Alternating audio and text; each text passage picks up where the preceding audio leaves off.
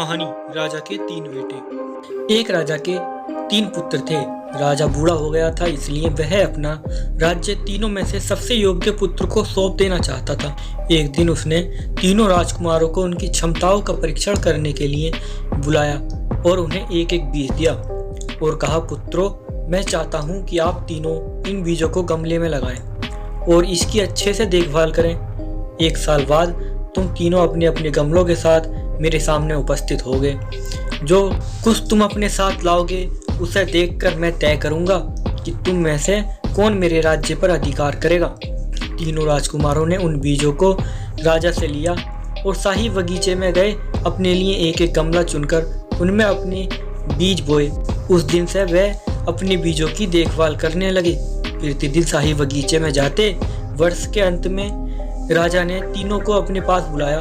तीनों अपने अपने गमले लेकर राजा के पास गए। जहां दोनों बड़े राजकुमार खुश थे, वहीं सबसे छोटा राजकुमार दुखी था।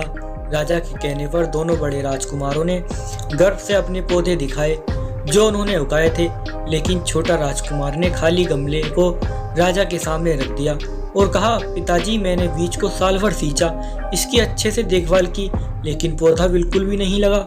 राजा ने तीनों गमलों की ओर देखा और कहा, समय आ गया है कि मैं तुम्हें बताऊं कि मैं इस राज्य की बागडोर किसको सौंपने जा रहा हूं। दोनों बड़े राजकुमार उत्तेजित हो गए और राजा की ओर देखा, लेकिन छोटे राजकुमार ने अपनी दृष्टि नीची कर ली और जानता था कि खाली गमले को देखकर राजा उसे अपना उत्तराधिकारी नहीं बनाएगा।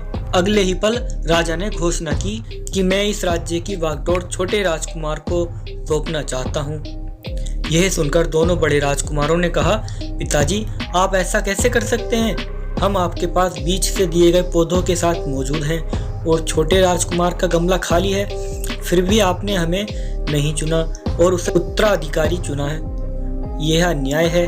राजा मुस्कुराया और कहा, बेटा, जब मैंने 1 साल पहले आप तीनों को बीज दिए थे तो मैंने आपको यह नहीं बताया कि बीज उबले हुए थे। उन बीजों से पौधे उगाना संभव नहीं था और आपके द्वारा लाए गए गमलों में पौधे वास्तव में मेरे द्वारा दिए गए बीज के नहीं हैं।